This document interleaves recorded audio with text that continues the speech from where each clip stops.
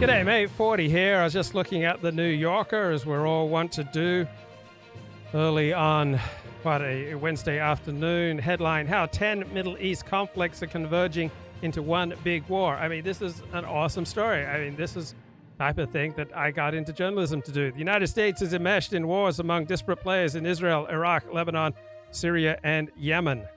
Well, it's mainly the United States versus the Iranian-led resistance to the presence of the United States in the Middle East. And if there's no strong United States presence in the Middle East, then Israel is in a difficult position.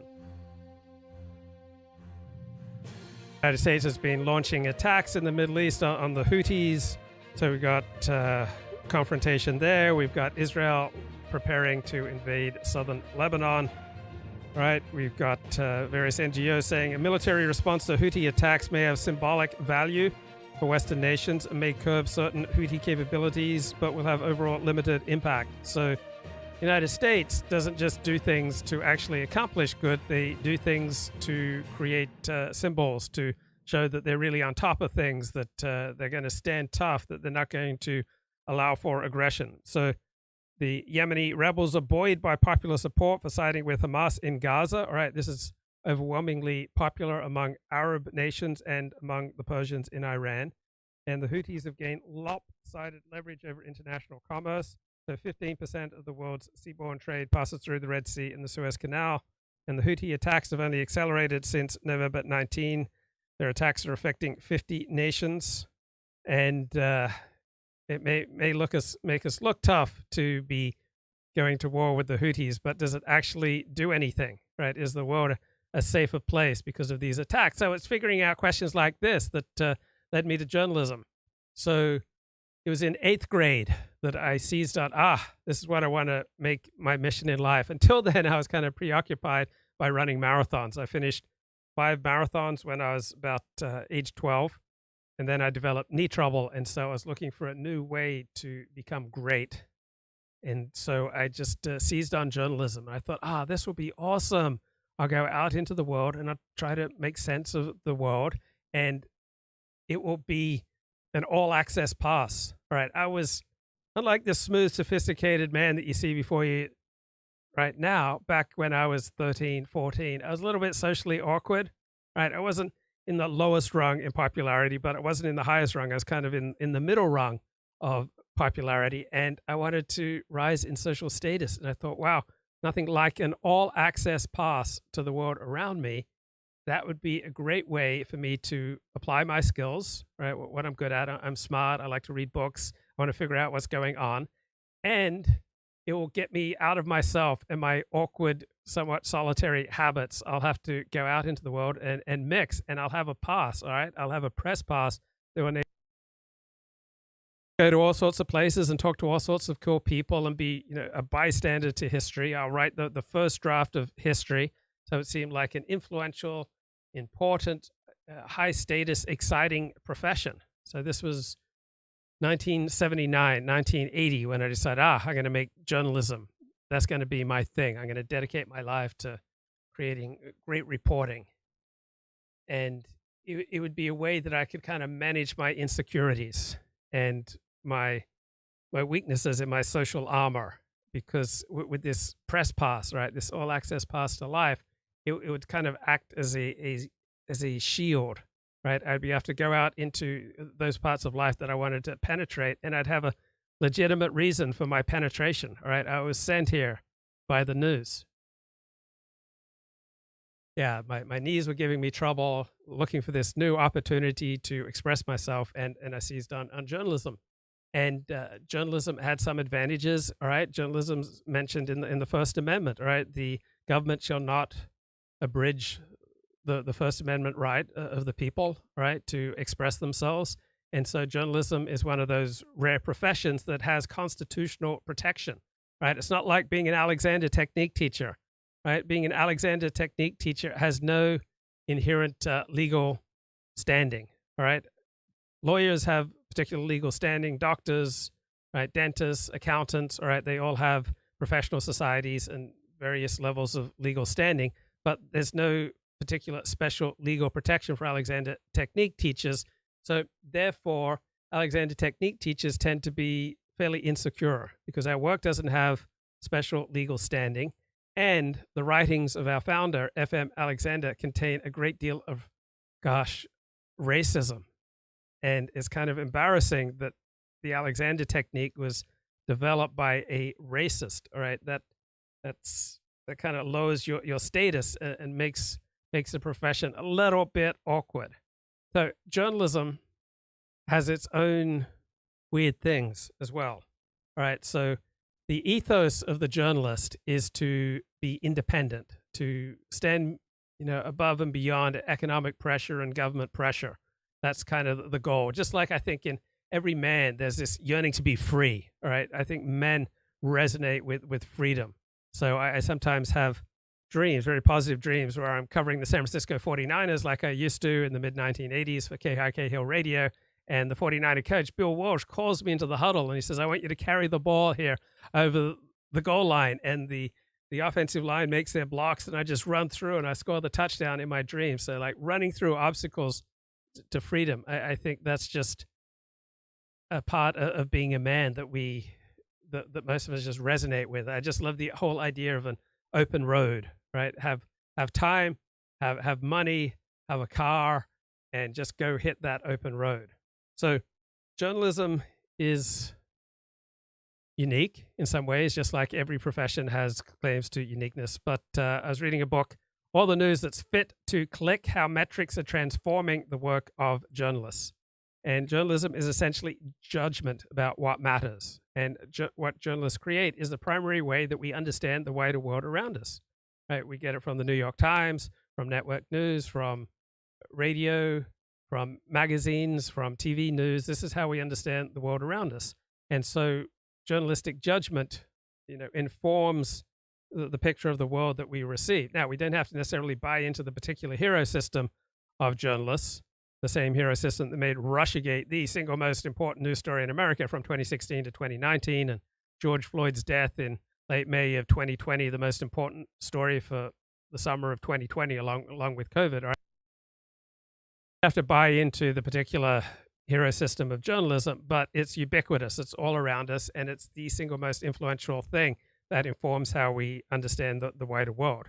So journalists are in the interpretation or information or knowledge game, right? They're not artists, right? So in artistic fields, the highest value is individual creativity and self-expression.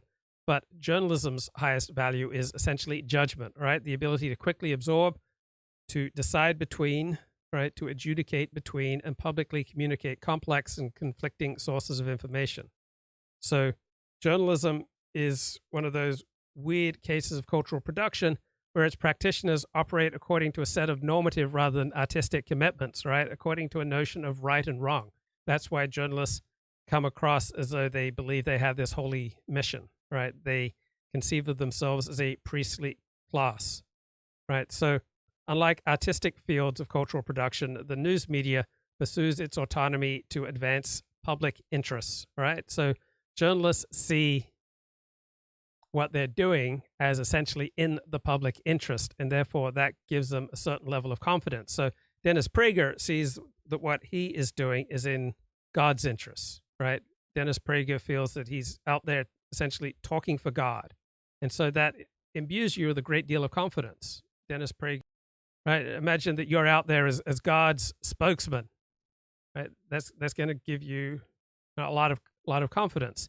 And journalists, right, they think they are the spokesman for the people, that they are pushing forward and advancing the public interest, right? And that's what gives them a kind of a haughty quality, a self-righteous quality, a man on a mission quality. Yeah, most Alexander Technique teachers are female, probably about 10-20% are Jewish. Elliot Blatt says, I alternate thinking about the Roman Empire and about George Floyd. Don't we all, my friend? Don't we all? Brett Stephens hates Donald Trump, but he wrote in fact, he said he voted for Joe Biden, even though he is essentially a conservative in his instincts. And nevertheless, he wrote a piece for the New York Times this weekend, January, let's see, 11th. What is today? The 15th. So last week, the end of last week. I just read it this weekend. And the New York Times readers hated it, just hated it. Do you know how many comments there are? It gives you an idea of the passion it arose. 2,945 comments. I don't know if you can still make a comment. After 100, I don't assume most are read. But I read them and they hated him. And so this is the finest piece, or one of the finest pieces I have read on the case for Trump. And it's titled The Case for Trump by Someone Who Wants Him to Lose. After reading this, don't you wonder, why do you want him to lose? So there is only one answer, and that is he hates the man. And I had a number of dialogues with Bret Stephens over this, including on the New York Times Facebook page. And a while ago, he wrote a column criticizing me for supporting Trump. And it's somewhere in the archives. Barring a political miracle, you really need to hear this piece. You should really send this to every person in your life who is angry at you because you will vote for Trump if he is nominated. And say, this is a New York Times columnist who hates Donald Trump. Okay, so journalists see that what they are doing is advancing not just their own interests or their employers' interests, but the public interest. Now, journalistic ethics are an interesting field because normally with professional ethics, they're an obligation to one particular party. So a doctor, his professional ethical obligations are to his patient, right? So the Hippocratic Oath and other forms of medical ethics are about the obligations of a doctor to his patient. For journalists, they have many different obligations, so it kind of significantly reduces the importance and power of journalistic ethics because journalists have ethical obligations to their employer, to the people they write about, to their sources of information, to their readers, right? It's so disparate that it doesn't really have the same meaning as, say, for a dentist. He has ethical obligations to his patient, and a doctor has ethical obligations to his patient. The lawyer has ethical obligations to his client, right? The accountant has ethical obligations to his client. Very specific ethical obligations to a very specific party. That's what tends to dominate professional ethics. But when it comes to journalism, they have ethical obligations all over the map.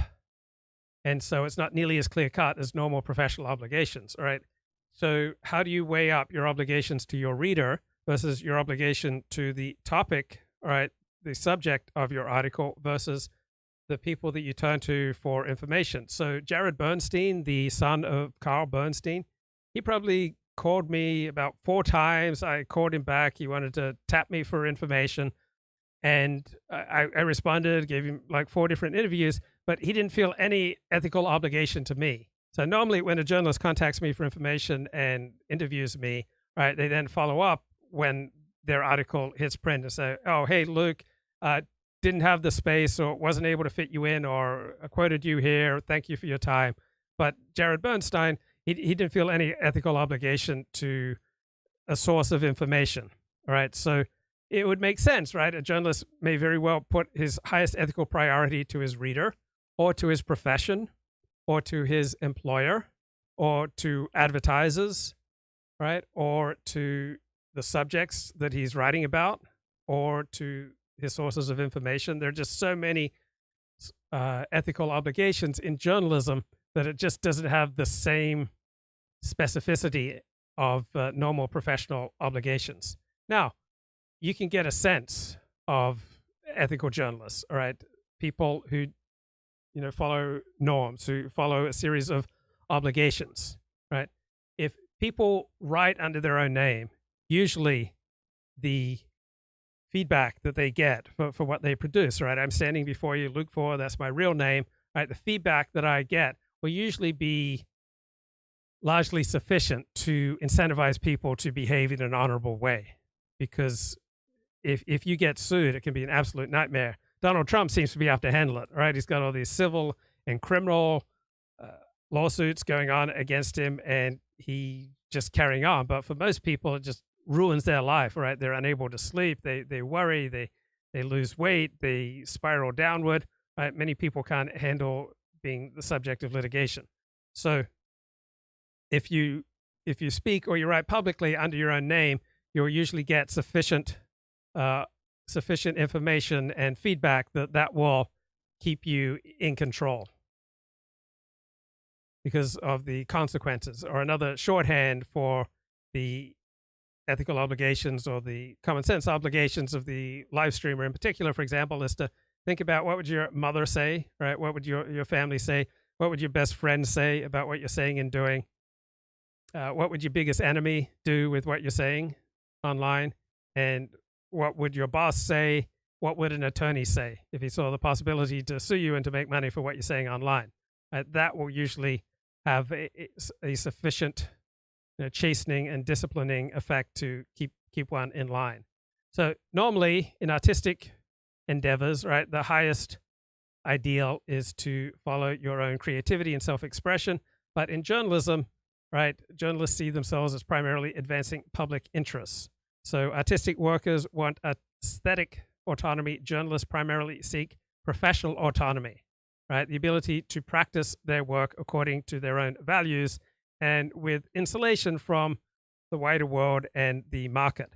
So why do I often choose topics that aren't terribly sexy, right? Why aren't I choosing topics that will garner a bigger audience, right? Because I do these shows on the basis of what I think is right and true and good and important, right? I don't do them on the basis of metrics.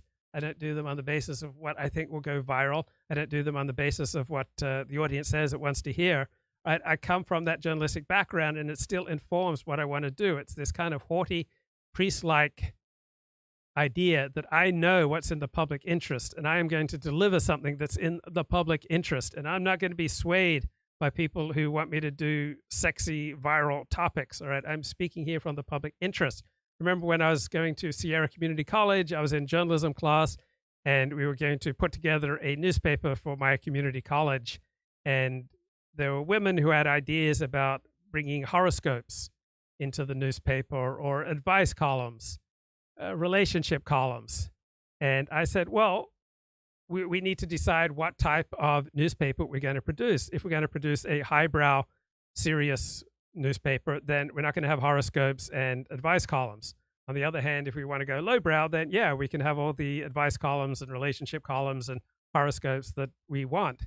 And I was persuasive enough that I was elected editor of my college newspaper in addition to my high school newspaper. And then I was determined to put out a product, I guess, that primarily appealed to the professors on campus. Right? I was interested in the lofty,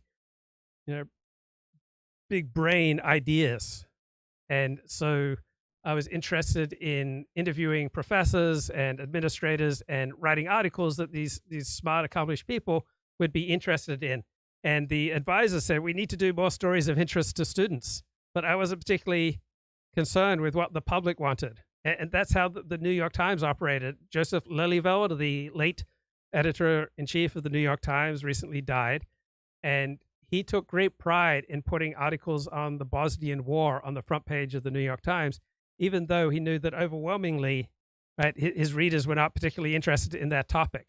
So the more prestigious the journalistic outlet, right, the less concern they purport to show with regard to metrics and with regard to what the audience wants. It's kind of a strange business where the most accomplished, most prestigious members of the profession, right, take great pride in not caring what its audience wants to hear. Maybe you will read him, whereas you won't listen to me. This is really a good thing to do for you, for your relationships. Barring a political miracle or an act of God, it is overwhelmingly likely that Donald Trump will again be the Republican Party's nominee for president. Assuming the Democratic nominee in the fall is Joe Biden, polls show Trump with a better than even chance of returning to the White House next year. Lord help us.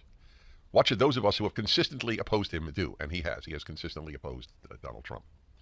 You can't defeat an opponent if you refuse to understand what makes him formidable. For that alone, you should send this piece. Are we putting it up at DennisPrager.com? You should send this piece to your son or daughter who is deeply angry to the point of perhaps even alienation from you. You can't defeat an opponent if you refuse to understand what makes him formidable. For that alone, you should send this piece to all the Democrats in your life. Too many people, especially progressives, fail to think deeply about the enduring sources of his appeal. and to do so without calling him names or disparaging his supporters. By the way, he admits he's called him names. He compared him to Mussolini. He admitted it. Or disparaging his supporters. You hear that? Are you a supporter who's been disparaged by members of your family or friends? Too many people have done this. Or attributing his resurgence to nefarious foreign actors or the unfairness of the Electoral College. It's already off to a good start. Since I will spend the coming year strenuously opposing his candidacy, let me here make the best case for Trump that I can. Begin with fundamentals. Trump got 3 big things right, or at least more right than wrong. Arguably, the single most important geopolitical fact of the century is the mass migration of people from south to north and east to west, causing tectonic demographic, cultural, economic, and ultimately political shifts. Trump understood this from the start of his presidential candidacy in 2015, the same year Europe was overwhelmed by a largely uncontrolled migration from the Middle East and Africa. Yeah, so Trump has been right on the 2 biggest issues of our time, right? The need to control immigration and the need to change how we conduct trade. So those 2 big issues, Trump has been right. He's also generally been on the law enforcement side as opposed to the side of the rioters, right? January 6th was an exception. He signed legislation later on in his term permitting the release of criminals from prison. So certainly some exceptions, but generally speaking, Trump has been a law and order president. Okay, so aesthetic cultural work tends to be defined by the art-commerce relation. Journalism is characterized by the democracy-commerce relation. Right? This is from the 2021 book, All the News That's Fit to Click, How Metrics Are Transforming the Work of Journalists. And this book makes a great point. You can't measure something without that having an effect on you, right? If you measure how you spend your time, right? You track how you spend your time. That will change how you spend your time, right? You will start behaving in all likelihood a more honorable, the more effective direction if you track your time. If you track your spending, you will spend money more carefully. If you track your earning, right, you'll earn money more effectively, right? Whatever you track, time, money, you get more of. So tracking profoundly affects us, right? It's basically near impossible to measure something without changing that thing, right? So when you create metrics, all right, you elicit a response, right? When you create metrics about your own life, all right, you look at the health app on your iPhone. It tells you how many steps you've been doing, how many flights of stairs you've been climbing. All right, that incentivizes you and changes you. So we understand most of the world around us from journalism, right?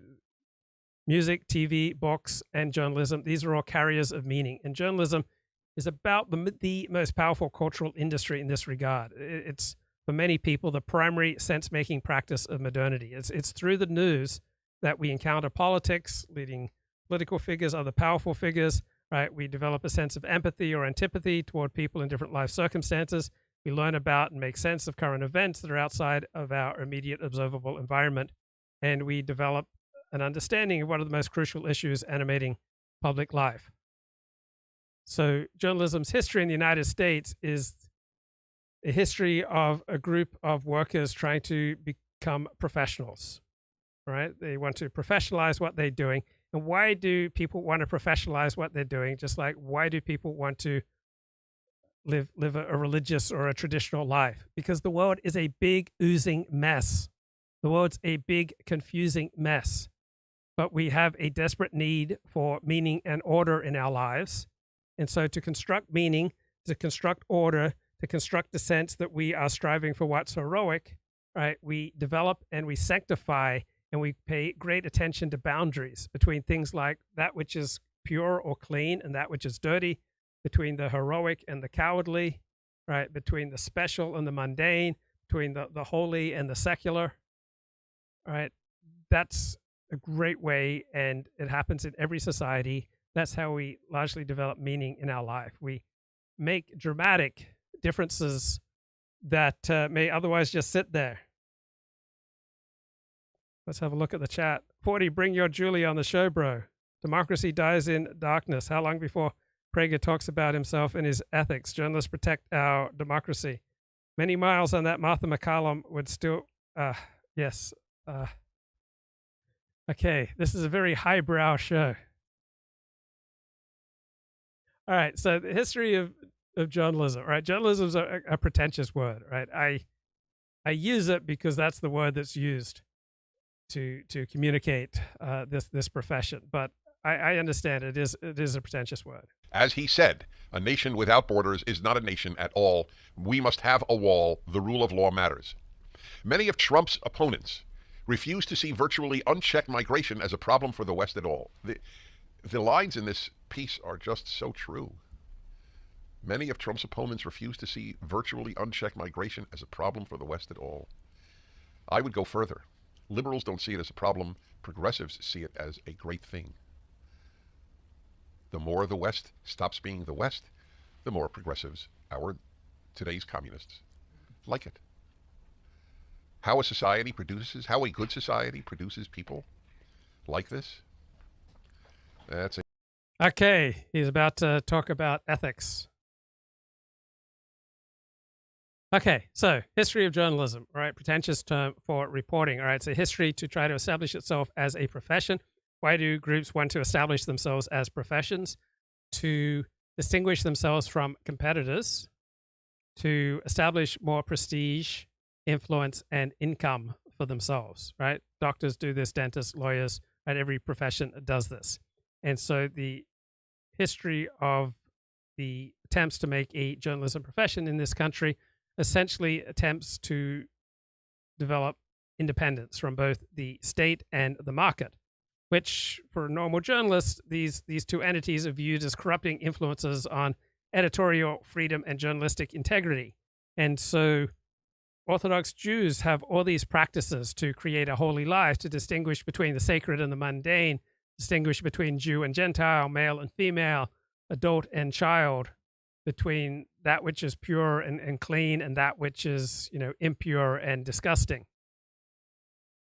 That which is mundane time, that which is sacred time, right? So with journalists, they have developed all sorts of norms and practices, right? Such as refusing gifts, denying sources quote approval, establishing a wall between the editorial and the business sides of a news organization, right? These are all attempts to develop their own autonomy. So just like I think every man has within him that's yearning to be free, journalists very much want to be free of what they view as the degrading and corrupting influence of government and of the market.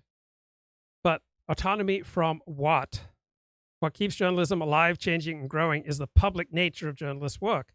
So they want to be autonomous, but they have to work in a non-autonomous environment, all right? They are daily, hourly, weekly getting exposed to the disappointment and the criticism of their readers, their sources, their public, right, who may express their disapproval economically by canceling subscriptions or changing channels.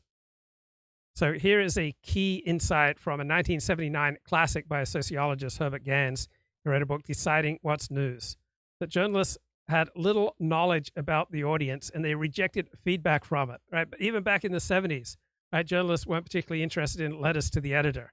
And now online journalists despise, generally speaking, comments on stories. They despise bloggers. They despise social media commentary. So it's an interesting profession that tends to despise their audience and to automatically put up blinders and reject feedback from their audience. Right? They have a vague image of their audience, but they pay little attention to it. They film and they write for their superiors and for themselves, assuming that what interests them will interest their audience. So essentially, they see themselves up here and they are going to instruct you about what's important. So back in the newspaper print era, journalists rejected audience research because it was a way of protecting their always tenuous professional status. Right? Professions are exclusive groups of individuals applying abstract knowledge to particular cases. So journalists are incentivized to use highly accessible language, but that then renders their claims to specialized expertise suspect, right? Because they use words just like you and I use words. So in the absence of a structural closing mechanism that limits entry into the journalism profession, right, and without a repertoire of abstract knowledge that is unique, journalists strive constantly to create and maintain boundaries around their profession by doing things a certain way and privileging certain rationales for those actions. Just like, how have Jews survived as a distinct minority, living for approximately most of the last 2,600 years as a minority culture? By continually contrasting the Jewish way of doing things with the non-Jewish way of doing things, and within their own in-group incentivizing, the Jewish way of doing things is superior. So that's the only way you maintain a strong in-group, when you develop ideas about how you should do things a certain way and you should understand things a certain way, and that's what sets us apart. So for journalists, it's the opinions and assessments of other journalists rather than of outsiders that hold the most weight, and they're trying to figure out whether they've done a job well or not. Now, we've got this explosion in metrics that tell people, how many page views has your story received, how many people have emailed the story. And so editors often perceive these metrics as a threat to their own authority and to their own privileged position atop the newsroom hierarchy. Because what does an editor have that a regular journalist doesn't? It's their own claim to superior levels of judgment, which is not objective, right? It's not immediately discernible. It's highly subjective. And so when you're on top for highly subjective reasons, for abstruse, abstract, largely unknowable reasons, you're going to feel highly insecure about that. So in this great 1979 book, Deciding What's News, the author noted the indifference to audience research that he observed among journalists might well change should commercial considerations become more urgent within news organizations. So up until the 1990s, news was a highly profitable business because of a quirk of communication that made newspapers the best, most efficient way to place classified ads. And so up until the 1990s, news organizations typically had better than a 20% profit return every year. So it was a highly profitable business until the rise of the internet. Now, journalism as a profession is in steep decline, and there are probably half as many working journalists today as there were 20 years ago. Now, the New York Times regards itself as the most significant and the highest reputational outlet of news in the United States, possibly the world, even though the New York Times, for example, has never much excelled at investigative journalism. Right? The Washington Post has done far more investigative journalism than the New York Times. The New York Times has always primarily been an editor's paper. Right? They have many layers of editors using their judicious, subjective judgment about what's important, and you succeed or fail times according to your ability to provide editors with what they want. So to excel at the metrics traffic game, journalists need a mixture of luck and skill that is elusive and difficult to reproduce. So journalists are regularly surprised by traffic. Pieces they expect to be hits often draw a smaller audience, and articles that they thought were niche could unexpectedly become popular. And so one way that writers have dealt with metrics is to just keep grinding out pieces, because every piece, every video you make, every blog post you make, every article you publish, right, there's always the tantalizing possibility that this could become a surprise viral hit. I mean, right now, I am at 15 live viewers on YouTube. Who would have realized that I'd become such a viral hit? One of the downsides of paying close attention to metrics, all right, is that your mood will likely rise and fall when you see your metrics, right? And many people find this alarming. Now, all societies, all right, have ideas about separation, purification, and demarcating and punishing transgression, right? So all societies have as their main function a need to impose some kind of system on an inherently untidy experience. So it's only by exaggerating the difference between what's within the group and what's without, what's clean and what's dirty, that a semblance of order is created, right? That's the anthropologist Mary Douglas writing Impurity and Danger, right? We live inherently untidy lives, but through our hero system, from our community, from our family, from our profession, we get ideas about separating what's dirty from clean, what's honorable from dishonorable, what's heroic from cowardly. And so we impose on untidy reality an exaggerated system to try to make sense and feel like we've got a handle on a highly confusing world. How much of the New York Times and Washington Post content comes from anonymous government officials? A significant amount, but even more, far more than what comes from anonymous officials, far more comes from the pronouncements of bureaucracies. So the National Football League is a bureaucracy, right? So the regularly scheduled events that are bureaucratically determined, right? That's what dominates the news. That essentially is the news. So the National Football League is a bureaucracy that puts on regularly scheduled events and has rules and determines winners and losers. And various government departments issue reports. Police departments issue reports. They let us know whether crime rates are supposedly rising or falling, though how they compile those statistics are far from objective. But that is essentially what is news. Bureaucratically determined and offered at usually regular intervals. And I remember when I wrote on the sex industry that strippers, for example, would have contempt for their fellow strippers who would display more, who would spread more. And in the porn industry, the most beautiful women, generally speaking, put the least effort into their performances. And so journalists at the New York Times would constantly draw positive contrast between their newspaper's approach to metrics and that of other publications. So the author prefaced a question to a Times reporter by mentioning that the Washington Post had a real-time display of the paper's top-ranked stories on its newsroom wall, and the New York Times reporter was incredulous. They have that at the Washington Post? Oh God, this is so depressing to me. So the more prestige you have in the journalistic profession, the more you feel like you should be insulated from commercial and government pressures. So the New York Times perceives itself as the very apex of journalistic professionalism in the United States, and therefore they self-consciously pay less attention to metrics than posts like or organizations like Gawker and BuzzFeed.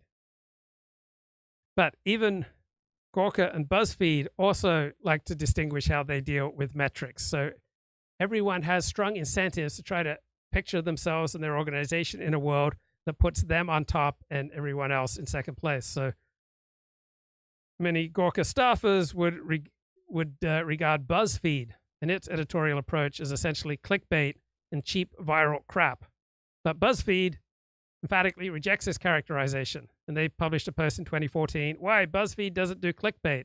And the editor-in-chief at the time, Ben Smith, argued that those who associate BuzzFeed with clickbait confuse what we do with true clickbait, which is a headline that baits the reader into clicking by overpromising on what the story actually delivers. By contrast, he says, BuzzFeed's headlines tend to be extremely direct. For example, 31 genius hacks for your elementary school art class is just that. So even at low status, low prestige outlets like Gawker and BuzzFeed, they still had ways of viewing what they were doing that distinguished them and made them better than everyone else, right? The world is so incredibly untidy, we can't help but develop all sorts of exaggerated ways of making our own group best and creating meaning and purity and heroism from what would otherwise seem like fairly mundane tasks. So metrics confront journalists with a mixed message. If they ignore the metrics altogether, if they ignore the data, they risk being seen as foolish and as obstinate, as patronizing towards their audience and behind the digital times, right? They're guaranteeing their professional obsolescence and facing managerial censure or even job loss. But if they rely on metrics too much, right, they corrupt their sense of professional integrity and their autonomy, and they sully their reputation. And what makes things even more challenging is there's no widely agreed upon right and wrong normative standard within the profession to how to navigate between these extremes. So if you go into the common spaces of the New York Times headquarters in Midtown Manhattan, displays of any kind of metrics data are conspicuously absent. So at Gawker, like vast swaths of the wall were occupied by large flat screens displaying various real-time traffic rankings of stories and writers. Going to the New York Times, their wall space is covered with framed reprints of each of the paper's Pulitzer Prize-winning stories, all right? The more prestigious the publication, right, the more the journalists there are concerned about their reputation among other journalists, the less concerned they are for their reputation among the public at large. All right, let's get back to Richard Hanania here speaking with Amy Wax. That the progressive woke police will come after them. So it's going to be very hard to sort of nail down these differences, but the suggestion is there. I'm sure you're well aware of the data on this. Yeah, of course. And I'm probably more convinced. I mean, I probably think it's even more conclusive than you are. You know, you need a theory to beat a theory, and I don't think there's any other theories that explain the sort of universality of the differences that we that we see. I agree. I do see sort of. I think the main. So what do you think that like the mainstream conservative sort of? I think what my sort of impression is that if you talk about culture, like that really takes off with right-wing people. They really do like it. Even like, like free press, Bari Weiss, intellectual dark web, sort of centrist types really will like slap onto that and they love it. They'll share it. The genetics, it really starts to make them uncomfortable. And I don't think it's just race. I think if you go to a racially homogenous country and you talk about class differences and you say some people, the children of some classes do better than the children of other classes because they're genetically smarter. I don't think there's many societies that acknowledge this. I don't know if there's any societies that really acknowledge this to any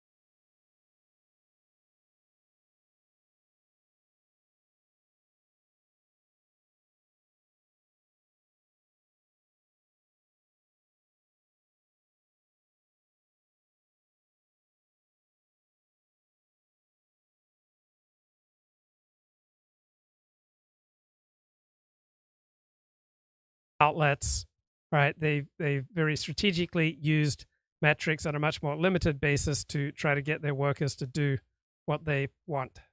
great degree.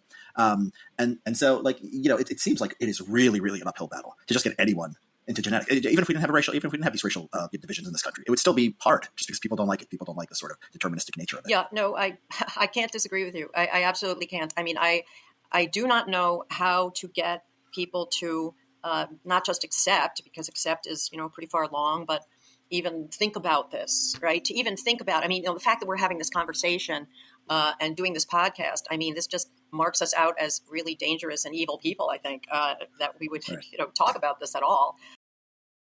Wait, how long was I muted for? I was dropping pearls of wisdom and it didn't even show up? That's sad. Okay, I was talking about the power of editors and how their power is largely inscrutable. All right, so where did I end off? All right, editors' sense of news judgment, right, is not exactly objective. All right, it's inscrutable, it's intuitive. Metrics have the ability to be visible and accessible to all staffers in a newsroom. Metrics have an interpretive ambiguity, so a reader, a reporter, and an editor can draw possibly contradictory conclusions from the same data. New York Times would restrict reporters' access to metrics because they perceive the data as a potential threat, not just to the quality of the newspaper, but also to their own managerial authority. And one journalist says, if you think about an editor, the only thing the editor has is their judgment. So what they do is they sit and they use their judgment to decide on stories, to edit stories, and to decide what should go on the site.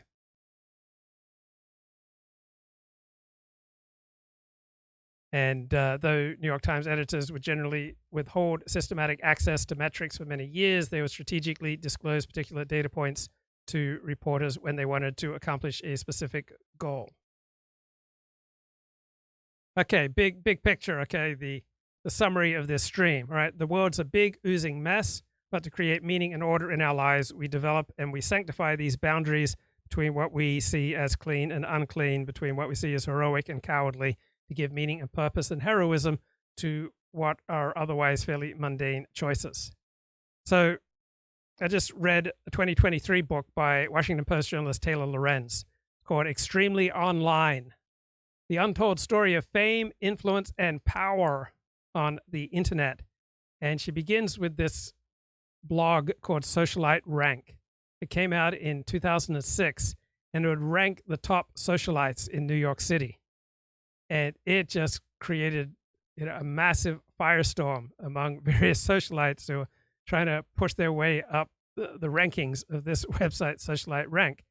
And eventually, about a year later, it was unveiled that this was not some group of top-tier socialites teaming up behind the scenes. In fact, the people behind the website weren't known at all, right? It was a website, Socialite Rank, operated by two random Russian emigres named Valentin Yuhovsky and Olga Rai, right? They were not born into high society. They essentially created the blog as a social experiment. And elite society was astonished, right? They'd been brought to their knees. They'd been brought to tears. They'd been brought to depression and to frenzy and elation by two people who they would never have given the time of day, right? So these outsiders had upended the ultimate insiders, and it had cost them less than a trip to the hair salon. So initially, the big news organizations had contempt for the internet, and in particular, they did not see blogs as much as a threat, right? Bloggers looked like curious eccentrics, just a bunch of second-rate writers with too much time on their hand, and the old guard would consider this blogging stuff just not up to the standards of the New York Times or Vanity Fair. They doubted that bloggers would ever break consequential stories without the access and talent monopolized by legacy media.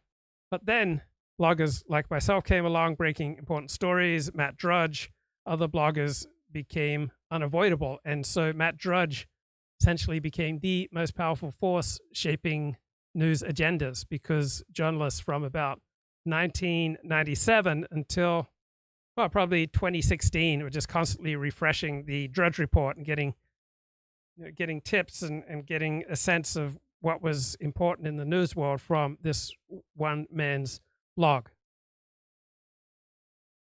So then you had the rise of blogging in 2001. I started my first blog July 3, 1997, before it was ever called a blog. And then blog became word of the year in something around 2001. In 2002, we have Wired magazine declaring the blogging revolution, right? A paradigm shift in how people distribute and receive information. Readers increasingly doubt the authority of the Washington Post, the National Review, right?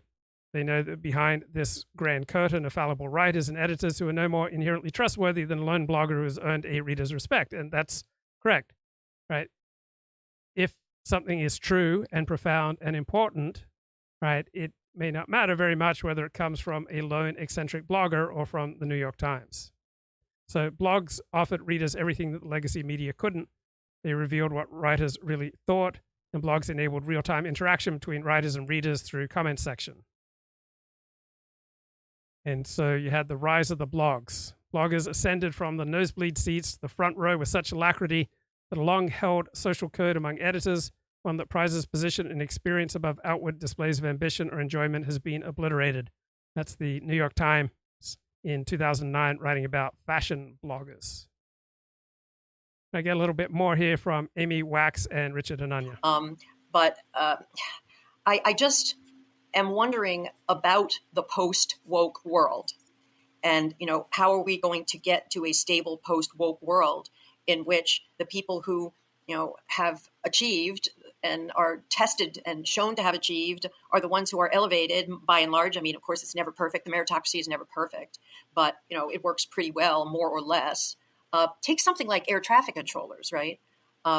there's been something written by Steve Saylor about that. I guess he's taking off on a piece by Jared Taylor, who obtained all of this rather frightening data about how the federal government has thrown out the test results for air traffic controllers because too many whites and Asians do well and too few blacks and Hispanics pass the test. And this pattern is, of course, repeated in lots of different spheres.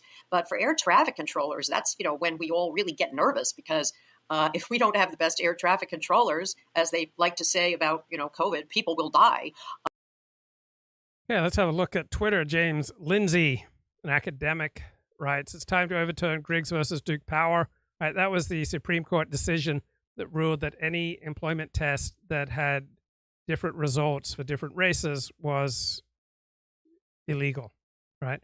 So it's time to overturn Griggs versus Duke Power. So that forbade the use of IQ tests. It's time to overturn Griggs versus Duke Power and the destructive DEI, so diversity, equity, inclusion, misinterpretation of the Constitution, which is based on invidious errors and lies about systemic power and inequity, which are rooted in critical theories of identity. And Mike Benz, formerly known as Frame Game Radio, says, literally, this one court case, not even joking, is single-handedly responsible for the entirety of corporate DEI. Knock down this case, all of DEI ends in one business day. Right. That's compelling, provocative overstatement. Not true. Right. It's not going to end DEI, but it's incredibly compelling. Right. That's why Mike Benz is just so good at how he frames things.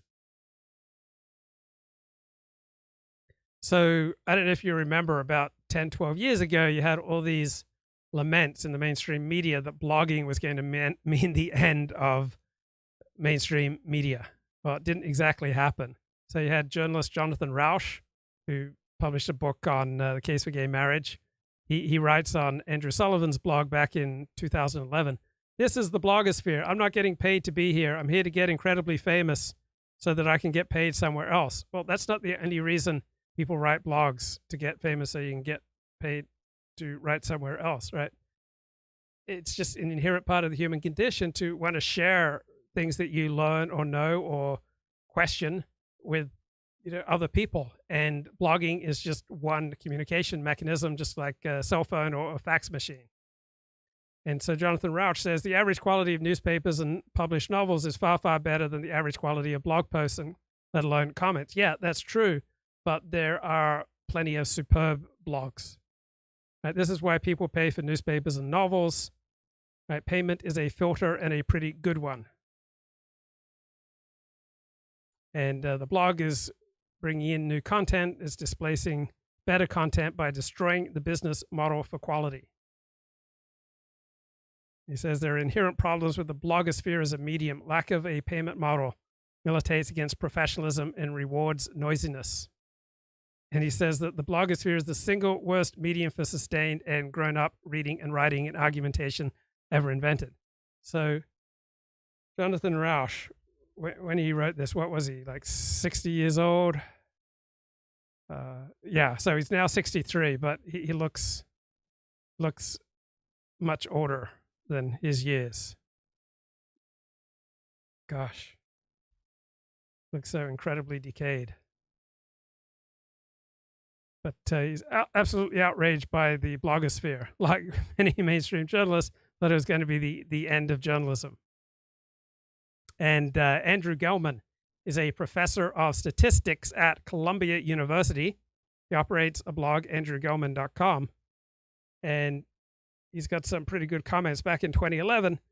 I wonder if Jonathan Rauch's problem is he's aiming for too big of an audience. And Gelman notes, we have 5,000 subscribers here. Maybe if Jonathan Rauch was willing to settle for an audience of 5,000 rather than millions, he could be mild, moderate, judicious, think things through, and get it right. Right? To be all these things and have a huge audience, that takes a huge amount of luck. If you're willing to accept a niche audience, you can be as serious as you want. I am willing to accept a niche audience, and so I can get as serious as I want here. So Jonathan Rauch writes that journalists like himself are the kind of people who punch their tickets on newspaper police beats, where they learn quaint notions of fairness and accuracy and keeping one's opinion out of it and all that. That's kind of amusing because for the last 20 years, Jonathan Rauch has published almost nothing but his own opinions, right? He posts nothing but his own opinions. He states he will do no reporting on his blog. I haven't seen any police reporting from him lately. So he doesn't actually view fairness, accuracy, and the traditions of the peace beat as valuable in and of themselves. He just sees them as opportunities to distinguish him from the lower sorts of people, right? So ideology is incredibly flexible, right? We will use ideology in all sorts of different directions to try to justify why we deserve good things and other people don't, why we are superior to others. So yeah, just when you become an expert on something, your expertise becomes obsolete. It must be very frustrating. Jonathan Rauch's most recent book, Gay Marriage, Why It's Good for Gays, Good for Straights, and Good for America, is the sort of content you could see very well on a blog. And Jonathan Rauch writes that blogging in particular and the internet in general is displacing better content by destroying the business model for quality. Well, things are quite different in the academic world, right? Very few academics get paid to write journal articles, right?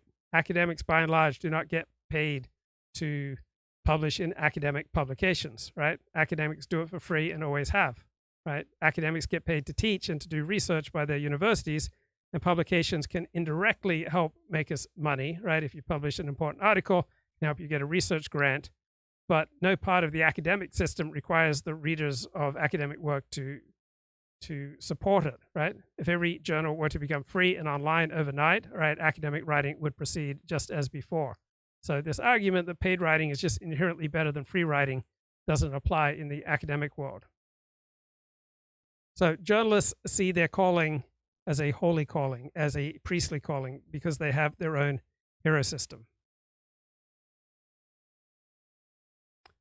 But what makes a piece of writing or piece of audio, video content journalism, hence protected by the First Amendment, is somewhat subjective. Right? Journalists, like other professionals, guard their status zealously, and they are in an awkward position because their work is essentially making judgments that are not subject to objective criteria. So they're very quick to dismiss many bloggers, for example, for the cardinal sin of not doing journalism.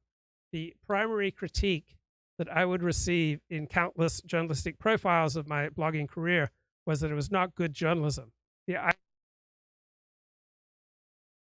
might be some other goal that I'm striving for aside from just strictly journalistic ones. It does not figure in how they view the world. So we're in 2024, and back in 1977, I noticed this when I moved here from Australia. There's an obsession with professionalism in America. And since World War II, you've got this growing movement of professionalization of education, of business, and of journalism, and of universities, all right? And so universities in particular have this interest in converting as much of the landscape as possible into fenced off, neatly tended, carefully patrolled academic preserves, right? My thesis statement, the world is a big oozing mess. The world is inherently untidy. And so we look for ways of cleaning it up. And we create practices and points of view and ideologies that determine, what is good and what is bad, what is pure and what is dirty, what is kosher and non-kosher, what is holy, what is profane. And liberals do it in their own ways, right, by encouraging the courtier morality, right, as opposed to the lord of the manor morality. So back in ancient times, right, you had your own manor, right? You ran your home. Your home was your castle. You had, a little bit of the earth where your word ruled, and you could be free to pretty much say what you thought. Then, due to commercial and military constraints, right, nation states became increasingly centralized. So knights who had one time hang out at their manor start moving to court in the 16th, 17th, and 18th century.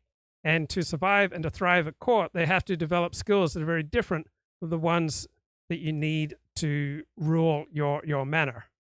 So you have to learn to weigh everything you say. You have to consider how what I say will affect people in a wide range of courtier functions.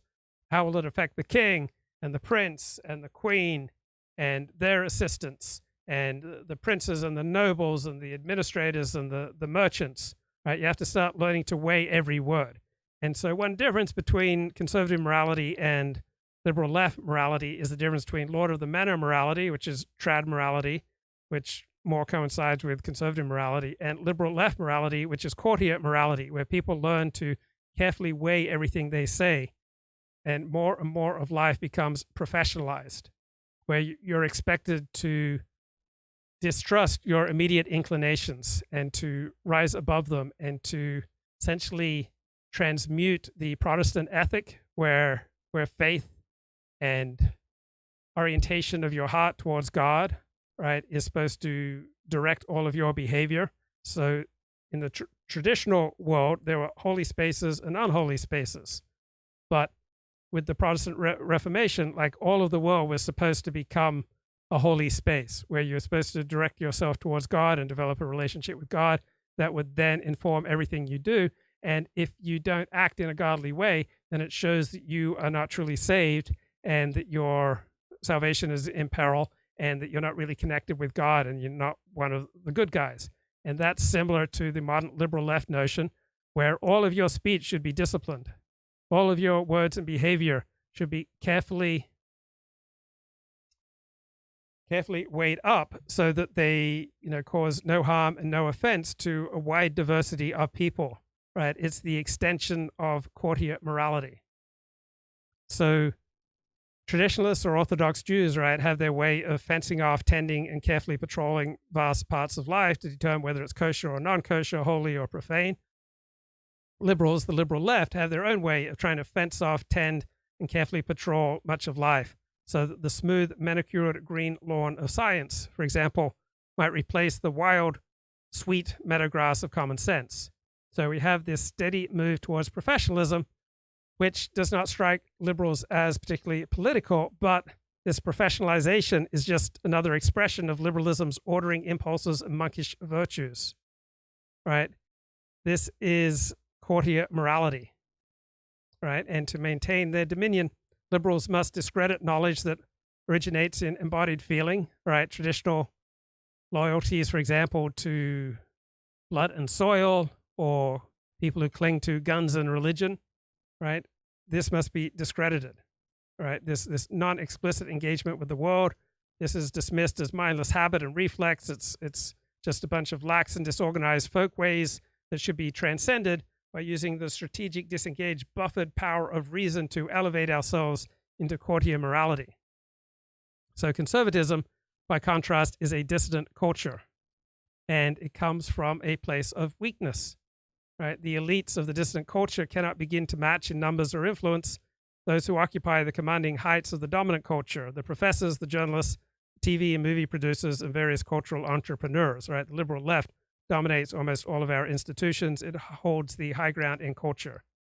So even mainstream religion has fallen under the dominant liberal left sway, right? Churches, mainline churches, pride themselves on being cosmopolitan, sophisticated, undogmatic, uncensorious. They offer very little resistance to the prevailing culture. They want to emphasize there's no conflict between religion and science because they're essentially surrendering to science. I think it can be predicted that people will die, and it's sort of an accident that's waiting to happen. So, how do we get to the point? Let's have a very kind of low bar here. How do we get to the point where we convince the government to give up on diversity as an independent goal for air traffic controllers? And, you cite the NBA. In the NBA, there isn't a big push to get more whites or more Asians or more Jews or whatever. People don't seem to care. Can we accomplish that for air traffic controllers? How do we do that? Yeah. I mean, I think most of our history, even after the civil rights era, it sort of waxes and wanes, right? I think in the 1980s. So the more prestigious the journalistic outlet, right, the more it resembles courtier morality. And you'll see in the New York Times, the Washington Post, and the Wall Street Journal, live streamers are held accountable for just throwaway remarks. Nick Fuentes was crucified repeatedly for being a Holocaust denier over one joke about cookies, which you could see as a joke of very poor taste. But the courtier morality dominates the more prestigious you get in society. So whether it's the Ford Foundation, the New York Times, or Hollywood, right, these are all just the latest iterations of the unnatural life of court society, right, of this new life of high self-consciousness and other directedness, this notion that we can lead strategic, rationally directed, buffered existences that stand in quite sharp contrast to people who cry when they hear the Star-Spangled Banner, right? When those who just surrender to the excitement of their hearts unhindered by the cold power of reason, right? When you see someone crying at the Star-Spangled Banner, right, you're not dealing with a member of the liberal left elite, right? People in the liberal left elite have contempt for those who are so simple that they will cry at the singing of the Star-Spangled Banner. So it used to be our dominant establishment was the WASP establishment. That was our nation's cultural high end. Now we're ruled by porgies, all right, post-religious globalist intellectuals. And they see themselves as separated by a cultural Grand Canyon from the nation at large.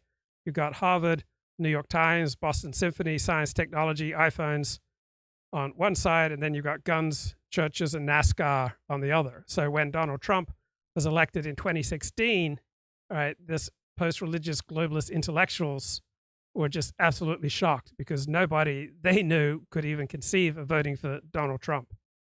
Laura Ingraham notes, "You're an elitist who spent his entire career working for the Ford Foundation, the New York Times, or a Hollywood studio. Concepts like valor, bravery, and sacrifice are probably alien to you. You don't take them seriously. You don't know anyone who does. You naturally think that anyone who does profess to live by them must be mentally defective or even evil." Just like on the conservative side, we think that people who take seriously diversity, equity, and inclusion are insane. All right, back to Richard Hanania talking with Amy Wax. 80s. I don't know how much we were thinking about air traffic controllers. It seems like it goes through waves. It seems like the government jobs come first. It seems that was that's the first. That's just a racial distributed system, just a direct stuff at the local level, and then the federal government comes later, and then sort of the private sector comes later. Do you think? What do you think about sort of the? Is there a sort of just I think on the right is the resistance to genetics? Well, first of all, do you think it's crumbling a little bit? Because I think your average smart young conservative, they've grown up with the internet. You don't just have to read National Review or whatever. So they've come across HBD. They're not, they've read this stuff often. My experience, and I'm talking to a highly selected group, and maybe you have a different experience here. My impression is that young smart conservatives understand this stuff. Is that your impression or not?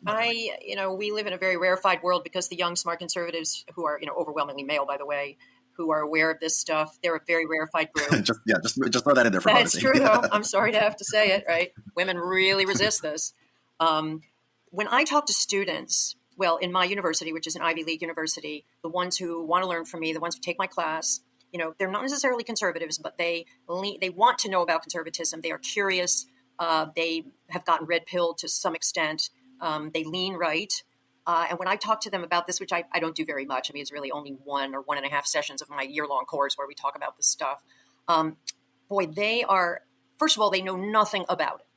Okay, they are the product of our indoctrinating K through 12 and elite college system, and they can go through that entire system, 16 years, and the idea that there might be even behavioral differences, that's the first step.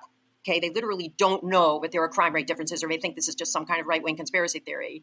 They have no idea what the out-of-wedlock birth rate is for blacks. If you ask them, they're off by several orders of magnitude. Right. In the 1960s, the Moynihan report, it was appalled that the out-of-wedlock birth rate for blacks was something like 28%. And now the white out-of-wedlock birth rate is 40% or higher. It's now about 75% among Black Americans. All right. Do you guys remember Julia Allison? So she was a big deal in the online world. I'm reading about her in Taylor Lorenz's new book. So she was a junior at Georgetown University in 2002. She started a dating column in the school newspaper called Sex on the Hilltop. There's a time when Sex in the City was one of the hottest shows on TV, and her column became a campus sensation. And she started getting bylines at national outlets like Cosmopolitan and 17. Film producer Aaron Spelling even optioned her life rights. And one day she saw Tom Wolfe on a book tour. And everywhere he went, he appeared in the same iconic white suit. He's a brand, she realized. I've got to become known and become a brand. So she built her own brand, in large part around her looks and her breasts and her sexuality. And so she tried to leverage her sexuality to rise to the top. And then there was quite a large amount of pushback to that. So nearly every article documenting her rise contained a disturbing level of misogynistic language and tropes. Right? Tech journalists, who were overwhelmingly men, implied that Allison was promiscuous. They used highly gendered language to slut-shame her and to question her credibility. She was accused of trying to sleep with the powerful men in tech. Fast Company ran a piece titled, "Sometimes Breasts Aren't Enough, Julia Allison."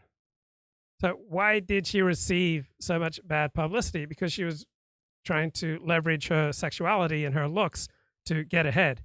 So by 2012, she decided she couldn't handle any more online assaults. I was exhausted. And she set out to erase herself from the internet. She lives a quieter life now. She lives in Cambridge, Massachusetts with her fiance.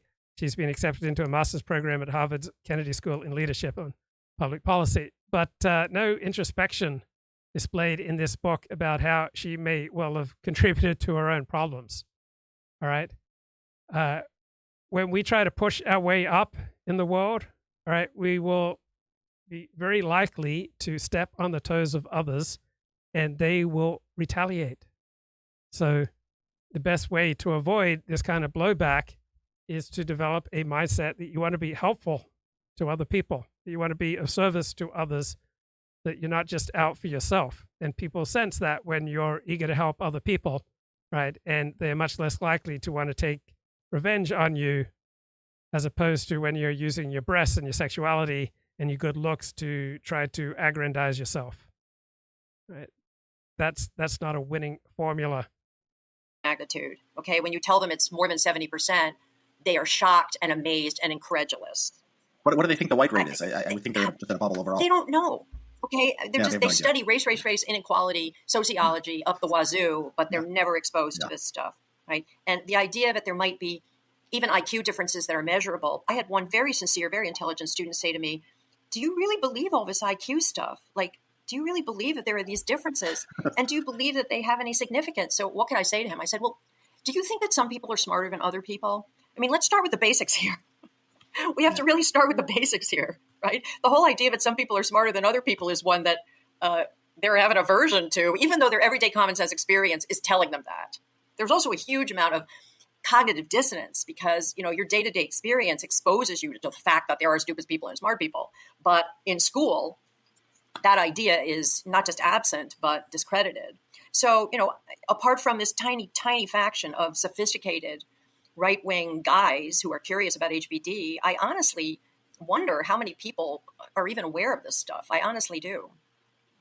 Yeah, I think you might have convinced me because you're getting a better, more representative sample of young, smart people than I am. I'm not teaching students who happen to go to a university. I'm just on the internet, and people are finding me, and people who find me are unusual. And it sounds like you're talking to people at Penn. It doesn't sound very hopeful. That sounds. And this is the elite. I mean, the guys I know who are outside the education system, they either never entered it, professionally, or they have avoided it. Think about the people who think about this stuff and talk about this.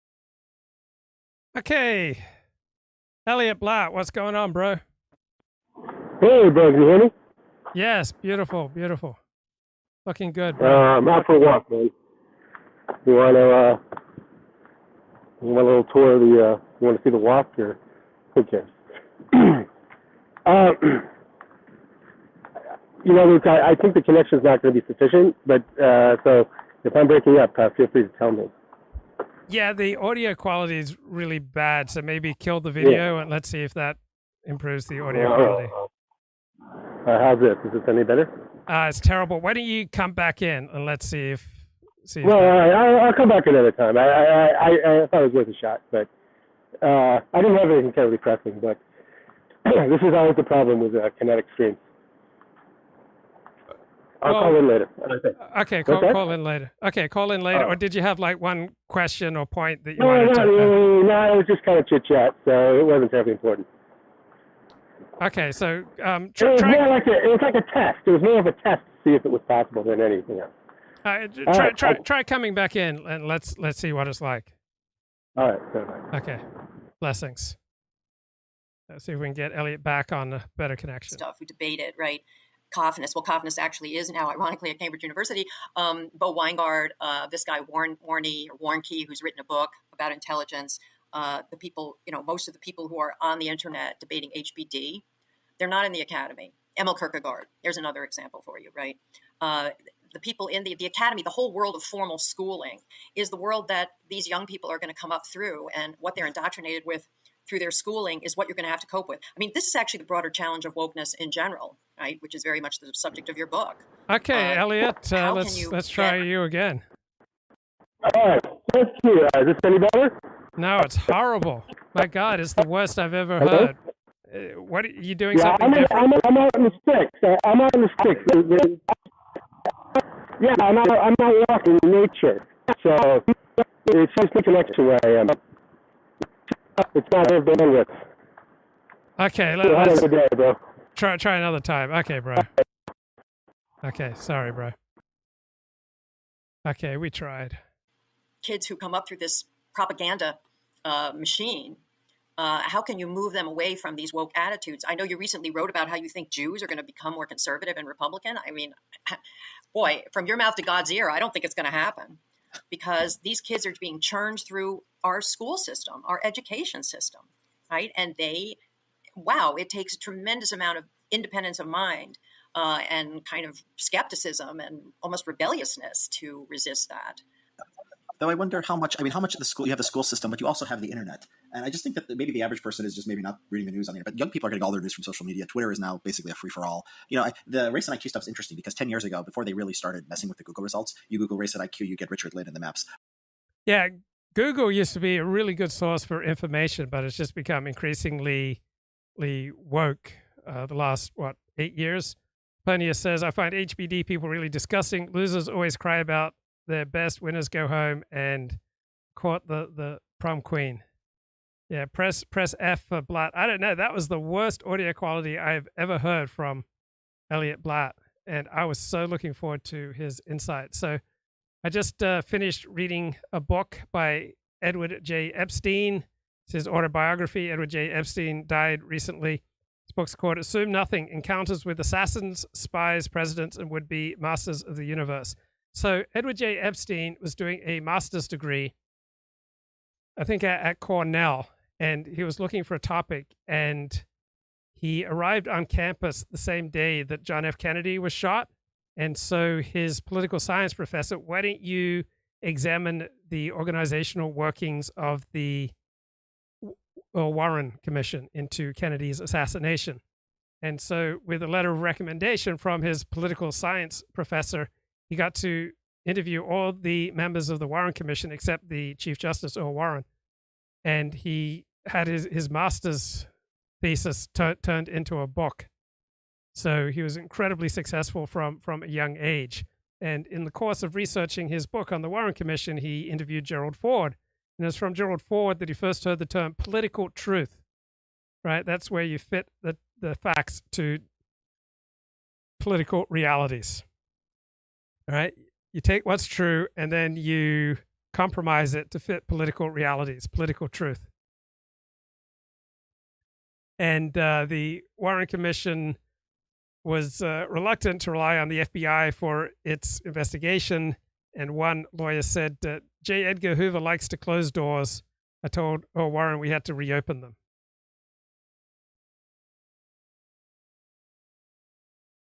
So the author here, Edward J. Epstein, interviewed many of the attorneys who worked on the Warren Commission, and one answered by describing the famous Thornton Wilder novel, The Bridge of St. Louis Ray, in which investigation uncovers a whole series of unrelated sexual liaisons. And he compares the book to the Warren Commission, says, we uncovered a lot of minor scandals, but they were not relevant to our investigation. We decided not to publish them. But what kind of scandals? Well, he says it was as if someone picked up a rock and light caused all bugs to run for cover. He said the Secret Service needed to obscure the indiscretions of its agents the nights before the assassination. So many of the agents were quite drunk and hungover by the time of the assassination. The FBI had to expunge all sorts of embarrassing incidents from its reports. The CIA had to hide many of its illegal activities. Even the Attorney General, Robert Kennedy, put his own man on the staff to deal with inappropriate revelations. Robert Kennedy, the Attorney General, he saw to it that the members of the Warren Commission would not get any access to the color photos of John F. Kennedy's autopsy. So no one on the Warren Commission had any doubts that Lee Harvey Oswald was the shooter in the sniper's nest, but the real mystery was why Oswald was there with a rifle. Had Oswald been trained in espionage in Russia? Was Oswald a sleeper agent who went haywire? Okay, one attorney ridiculed the 7 commissioners of the Warren Commission, calling them the 7 dwarfs, because they refused to question the claims of Oswald's Russian wife, Marina, who was Snow White. Said dopey was Chief Justice Warren, who dismissed any testimony that impugned Marina's credibility. Who was sleepy? That was Alan Dulles, the former director of the Central Intelligence Agency, CIA. Right, he frequently fell asleep during the testimony of witnesses, and when he was awakened, he would ask inappropriate questions. McCloy was grumpy. He was constantly angry when staff lawyers did not pay sufficient attention to his theories about possible foreign involvement. And this attorney was scathing about the initial FBI investigation. He called it a joke. Said one of his theories was that Lee Harvey Oswald might have been brainwashed into serving as a Manchurian candidate assassin. He said the FBI had no basis for this ridiculous theory. Alan Specter came up with a single bullet theory, that it was a single bullet that went through John F. Kennedy's throat and then hit Governor Connolly. And Alan Specter says, I showed the commission the Zapruder film frame by frame. I explained that they could either accept my single bullet theory or they could begin looking for a second assassin. Did you examine the color autopsy photos? Nope. Never saw the autopsy photos. Did anyone on the commission see them? Nope. Anyone on the staff see them? Nope. Why not? Because Robert Kennedy hid them. All right, so the Warren Commission did not conduct exactly an exhaustive investigation. It did not even examine the basic autopsy evidence of how the president was killed. So he develops something of a friendship with Jesus Angleton, the former head of counter-espionage at the CIA. And Angleton talked about this female firefly. Says the female firefly uses a Morse code of flashes to signal her availability to males. Of course, one can't be sure it's a firefly. And then he explained the assassination beetle, which was the firefly's natural predator, and it had learned over time to replicate this code of flashes. So the firefly responds to this mating call, and instead of finding a mate, he is devoured by a beetle. So the assassination beetle provokes the firefly into flying into the fatal trap. So Angleton was very obsessed with the whole world of counter-espionage. Then Edward J. Epstein in the late 60s went to Harvard to get his PhD in political science. There he met a professor, Edward Banfield, who had the idea an intellectual is someone who can see controversial issues in shades of gray, as opposed to a man of action, including politicians who see them in black and white. And if you want to be primarily a person of action, it really helps to see things in black and white, because that sort of clarity is much more energizing. Edward J. Banfield says, I learned that collaborative projects such as movie making were not for me. My ambitions were ego-driven. I needed to find things that were less entangling. So I decided to move forward with my writing career. So when I moved to Los Angeles, I initially went on a lot of auditions. I tried to become an actor, and I was taking regular classes at an improv. And eventually, after about 3 months, they kicked me out of the improv school. And the people who ran the school said, look, you're much more suited for solo activities like writer or stand-up comic. So Graham Allison, who wrote the book The Thucydides Trap about the U.S. conflict with China, in the 1960s, early 70s, Graham Allison introduced Edward J. Epstein to Diplomacy, the board game in which 7 players are assigned 7 countries in pre-World War I Europe and then make strategic decisions. There can only be one winner. Alliances are necessary to win, and the rules permit players to lie, cheat, and deceive each other. And some people were quite at ease with that, but other people formed resentments that lasted decades. It's like, do you remember playing Risk? I started playing Risk in 6th, 7th, and 8th grade, and inevitably, someone would have to attack me to try to win the game. And I remember we'd all get sore for hours or even days from playing Risk. So Edward J. Epstein taught at both Harvard and MIT. And he said the Harvard students were socially transactional. right? They had no hesitation attempting to negotiate a better grade on their papers. On the other hand, MIT students, right, accepted their grades as the fate they deserved. They showed little interest in social interaction or negotiation.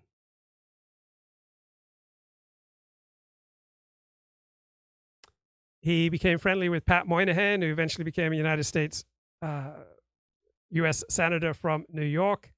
And he noted that depending on the role that Pat Moynihan was serving, he would take on very different ideologies, right? Pat Moynihan was a chameleon, like most politicians, most people in public life. He would constantly adapt his views to coincide with his own position. He was a political animal. So when he joined the Nixon administration, there was a concern that drugs and street crime were linked. So he suggested to Nixon that the link theory could be tested by temporarily disrupting the supply of foreign drugs into the United States.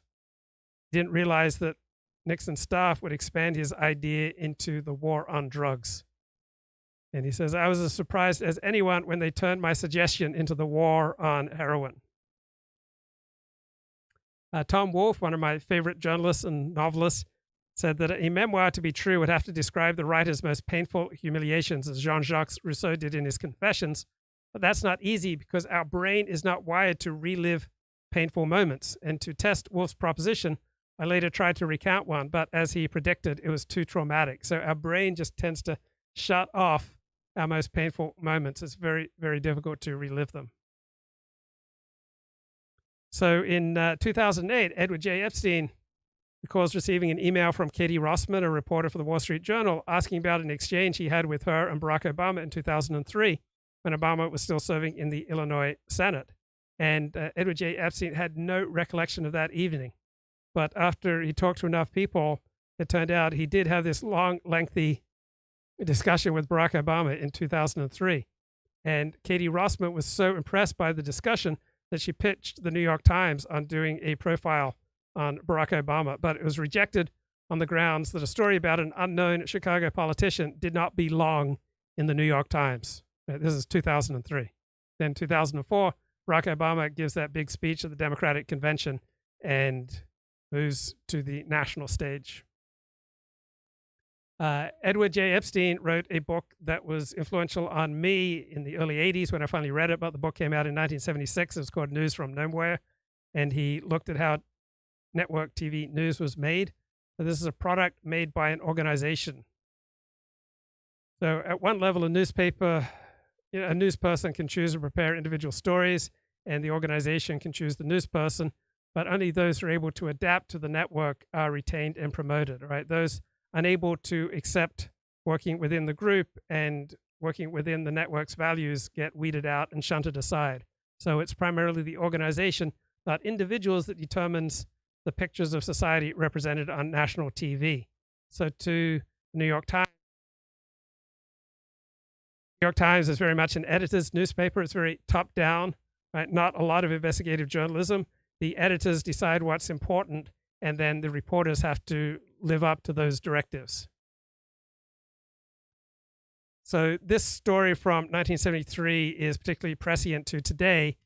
Edward J. Epstein started writing for The New Yorker in the 1960s. Around 1973, New Yorker's editor, William Shawn, gave him a story to investigate the allegations of a conspiracy by the Nixon administration to genocide the entire leadership of the Black Panthers, who were a group of black militants opposing government oppression of blacks.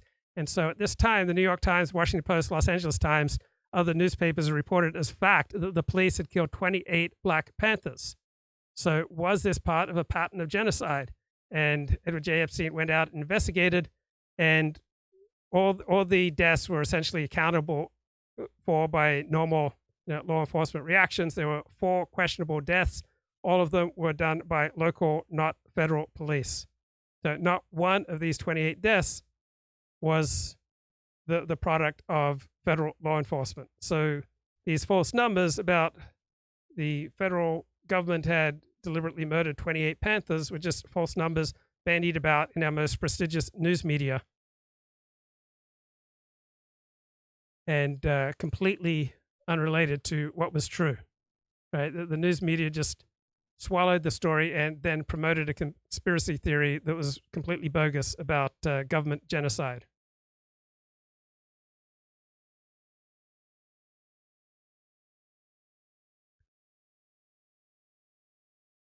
Then, interesting story here about Steve Bannon.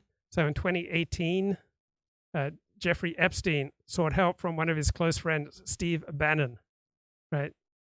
Jeffrey Epstein befriended Steve Bannon after Trump fired Bannon in 2017, and he sought Steve Bannon's help in restoring his public image. And Steve Bannon suggested that Jeffrey Epstein should go public by giving an exclusive interview on CBS 60 Minutes, and Bannon then became his media coach and schooled him on how to take control of a TV interview. Never actually came off, but striking that Steve Bannon would be so close to Jeffrey Epstein. Right away. Around 2015, I think 2016, they start messing with it. And now you used to be able to go to Wikipedia and just get a straightforward presentation of race and IQ. You can't do that anymore. So they really went, but at the same time, Elon Musk buys Twitter. People can basically say whatever they want on these topics. And so, yeah, it's very interesting. I think young people wouldn't even believe, that someone like Arthur Jensen could be a professor at Berkeley, 30 years ago, right? Like one of the most, I just want to sort of tell young people like who are listening that like 30 years ago, there was a professor at Berkeley who would testify before Congress, who was one of the most famous psychologists, well-known academic psychologists in the country, who argued that the black-white IQ gap was genetic. I think that just, and Bernstein was at Harvard too before he died. Well, I don't think Right? Bernstein Amazing. ever really came down definitively one way or the other on nature versus nurture. But I think you're making a very good point. You make an excellent point that, I say they are controlled by the school system, and you're saying, wow, no, there's the internet. I mean, the internet can't be controlled by these institutions. So why aren't they getting this kind of counterweight of, other opinion from the internet? Well, they try. I mean, Google, I just read the Google results. And what I find, and, I can't explain it entirely, is that these kids almost immunize themselves from even looking at this stuff on the internet. There's almost a kind of anti-inquisitive, anti-curiosity ethos that you just don't go there. Interesting. I call it this kind of PC zapper. These kids have this fence around their brain where, if anything that's un-PC even approaches their brain, they zap it until it's dead. I say to them, 5 minutes of snooping around on the internet and you'll find all of his IQ stuff, all of his HBD stuff. It's all there. Take a look at it. But it's almost like they won't even take a look at it, because they've been told so many times that it's evil, that, it's right wing, that it's white supremacist, that it's made up. They shouldn't go near it. That's the only way I can account for their ignorance. Yeah. I mean, this makes sort of sense from a sort of human psychology perspective, right? People are judging arguments based on their prestige rather than their merits, right? So a low prestige argument that is only found on the internet, but your Ivy League university won't tell you about it, right? That is a sign that this is an argument you stay away from. I remember I had this one student when I was teaching at UCLA who was very smart, and he would, he would curiously talk to me about politics or whatever. And whenever I would recommend he would read some things on whatever topic, he often wouldn't read it. But if I ever mentioned anything that was in the New York Times, like he had read it already, or he would go and he'd read it, right? And he was just very familiar. Most people are not like sort of this, like So I remember I was in therapy around 2015, and my therapist had this telling observation that I've never forgotten. He said, I wonder if you're so radical in your politics because you're so passive in your life. He was pushing me. Why wasn't I going out there trying to seek a better job? And I'd always have an excuse for why I didn't want to go out there and look for a better job. And finally, I got into a 12-step program that dealt with problems like underearning and debting, and that gave me the energy and the enthusiasm, the drive, the clarity, the inspiration, the group, the personal connections that inspired me to go out and get a better job. But I wonder if you're so radical in your politics because you're so passive in your life. And I notice this with many of the more radical people that I speak to online, right? In their politics, they are hard men. In real life, they seem to be pretty soft. So I've noticed that the more successful I become, right, the less interested I am in anything radical. Right? The more I thrive within the system, less interested I am in overthrowing the system. So when I look at radical movements, I notice they rarely contain happy, successful people. Rather, it seems like marginalized movements attract marginalized people. And crazy conspiracy theories, for example, are most attractive to people who are losing at life, while those who are winning, meaning that they're thriving in their work or their family lives, might really believe in things like QAnon. Now, I don't mean literal conspiracy theories. Obviously, 9/11 was a conspiracy theory by Al-Qaeda. I mean conspiracy theory not in the denotative sense, but conspiracy theory in the sense that it's generally understood. Connotative sense, right, as some nefarious conspiracy that is denied by polite society, right? So if you know someone who's really into Glenn Beck or someone who's really into Alex Jones or really into Fox News, you can be pretty sure that you're not talking to a winner at life. Right? These are outlets that primarily appeal to people who aren't exactly thriving. So I just read a 2014 book by a couple of academics called American Conspiracy Theories. And here's its thesis. Conspiracy theories are essentially alarm systems and coping mechanisms to help deal with foreign threat and domestic power centers. Right? They tend to resonate when groups are suffering from loss, weakness, and disunity. I just read a great quote from Robin Dunbar in his book Friends, that loneliness is an alarm system, that something's really wrong with your life, and unless you do something about it, very likely to have a quite short and unhappy life. So nothing fails like success. So ascending groups, all right, tend not to buy into conspiracy theory, all right, because defeat and exclusion are their biggest inducements. Conspiracy theories are for losers. Now, everyone must play the loser, but we still get to choose whether or not we buy into a conspiracy theory. So here's a quote from George Kennan, the godfather of America's containment policy against the Soviet Union. He says, there seems to be a curious American tendency to search at all times for a single external center of evil to which all our trouble can be attributed, other than to recognize that there might be multiple sources of resistance to our purposes and undertakings, and that these sources might be relatively independent of each other. So the magic key becomes increasingly compelling the more you lose at life. So if your group is falling in the social pecking order, right, sharing a conspiracy theory is a way to close ranks, to staunch your losses, to overcome collective action problems, and to deal with vulnerability, right? So groups who are losing at life will usually find comfort in conspiracy theories, right? You'll get this unifying narrative of a terrifying enemy, and communicating these conspiracy theories will heighten your alertness to avert tragedy, and you'll find someone to blame for your problems. You'll find an opportunity to channel your anger and to avoid internecine recriminations, right? And to have hope of some ultimate redemption.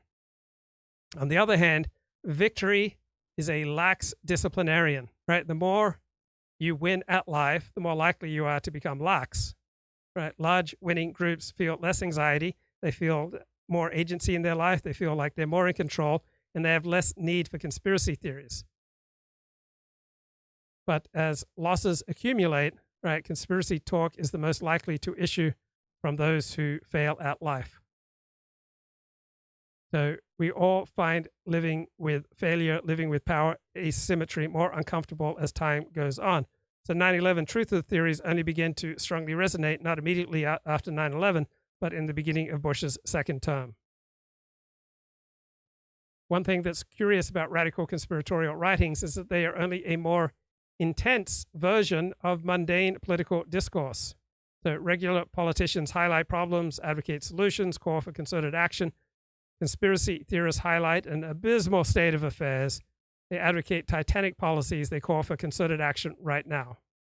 Third parties and political movements that are losing have much more need for conspiratorial rhetoric than do major parties, because the losers, all right, the consummate losers, those who never win, experience a great deal of discomfort, right? If you're achieving your goals, you're overcoming your rivals, right, you have much less need for conspiracy theories. But the more you lose at life, the more tempting conspiracy theories become.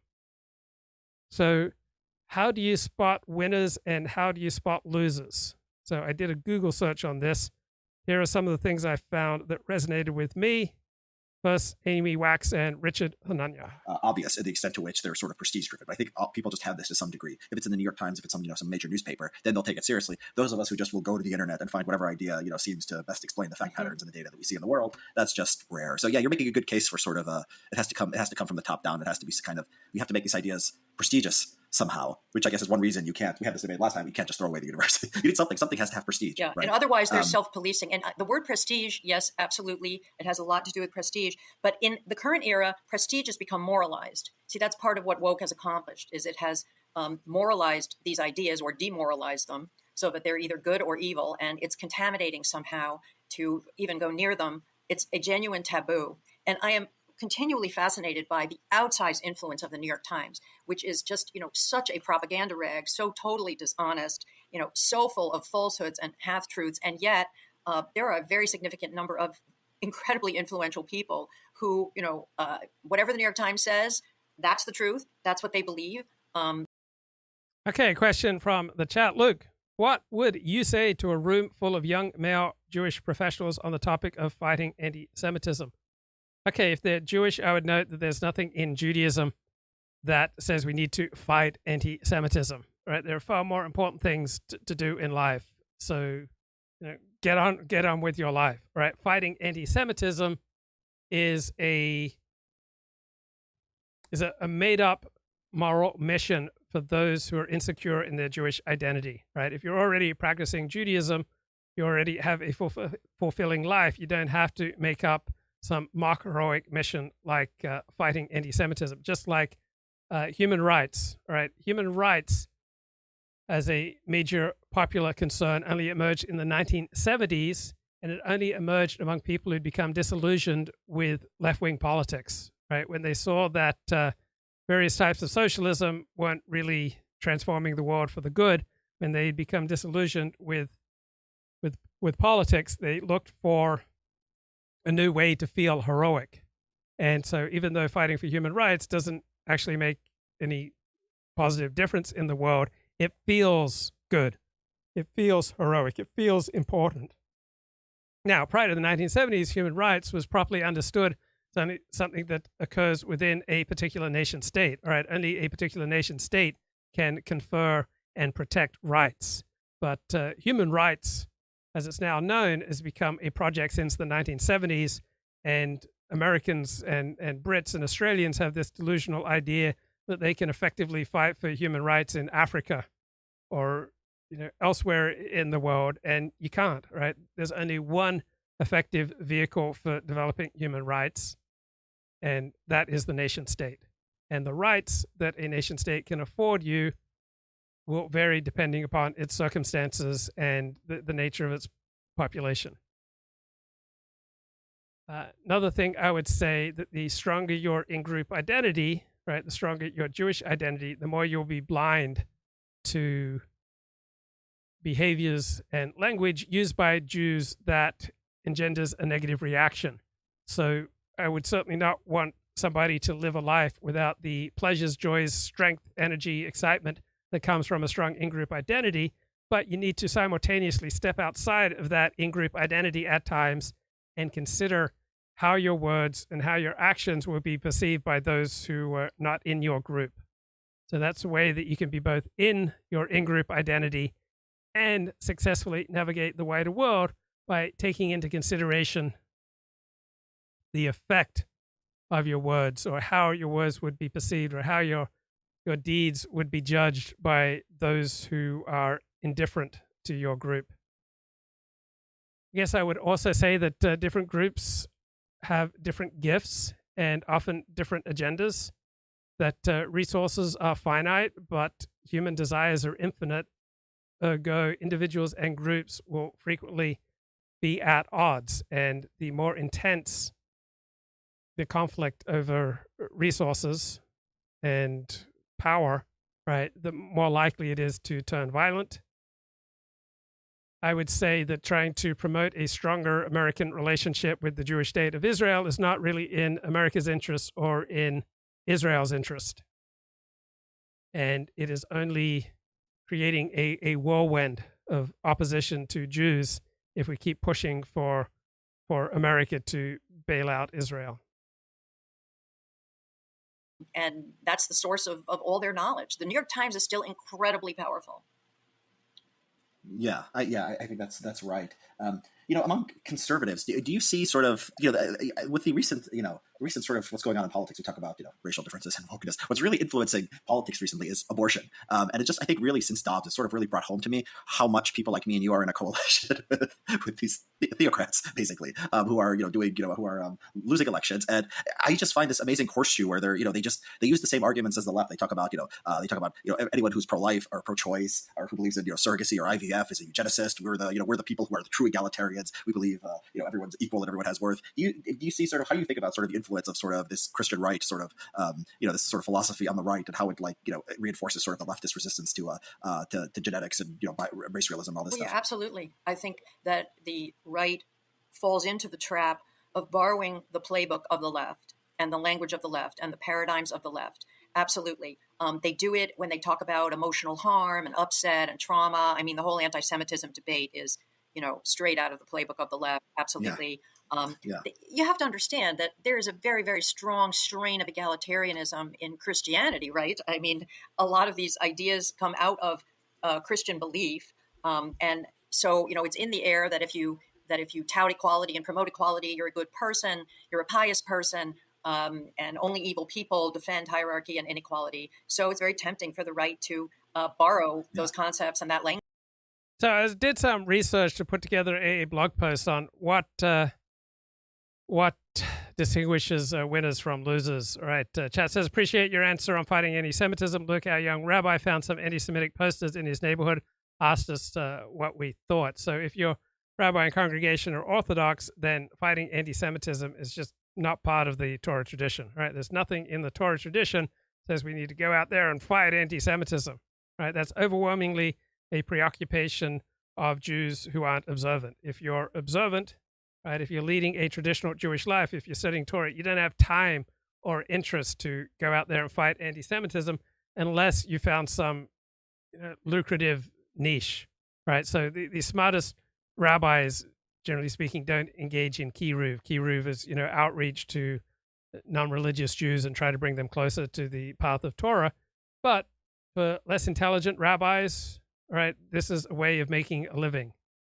So just doing kiruv, doing outreach, or fighting anti-Semitism, or teaching the lessons of the Holocaust, right? These are all grifts for not terribly intelligent Jewish professionals who want to make a living.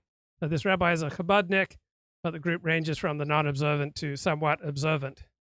So even Orthodox rabbis, again, look for ways to connect with their congregation. And so fighting anti-Semitism, even though this is not traditionally a part of how traditional Jews think, right? There's no Torah tradition, halakhic tradition in fighting anti-Semitism. Rabbis will want to make a connection with their congregation. And so whether it's talking about baseball or talking about, Tony Robbins, or talking about, something from the contemporary world, if fighting anti-Semitism becomes a topic that they think will resonate with their congregation, then rabbis will do that. Like rabbis will learn to appreciate soccer or baseball or, whatever's in the news or culture, if it will help them connect with their congregation, in particular with the wealthiest donors in their congregation. So you got a Chabad rabbi who's trying to develop a congregation. He needs donors. And if donors are particularly interested in fighting anti-Semitism, right? If that's what will raise money, then the rabbi will be sorely tempted to step outside of the Torah tradition and try to tackle this contemporary concern. Okay, I was trying to think about what distinguishes winners from losers. And one thing I've noticed is that winners tend to be quite fussy, right? You have to be fussy to be excellent, right? We spend most of our time with people who are slow to learn, not terribly motivated to learn. We have to repeat ourselves over and over. We have to explain things over and over just so they will get it, right? A winner is someone who comes in bright-eyed, full of energy, asks questions, you give them a few answers, and off to the races they go. So good employees learn fast, winners learn fast. Losers come up with excuses, right? Winners can't imagine doing something in a half-hearted, haphazard way. Winning is focusing on what's important, right? It might mean you need to leave work early to take care of your family, and you don't worry what your coworkers will think. So winning is largely about the people with whom you surround yourself. Yeah, winners don't hang out with losers. Milkit says, I am a winner. You are a loser.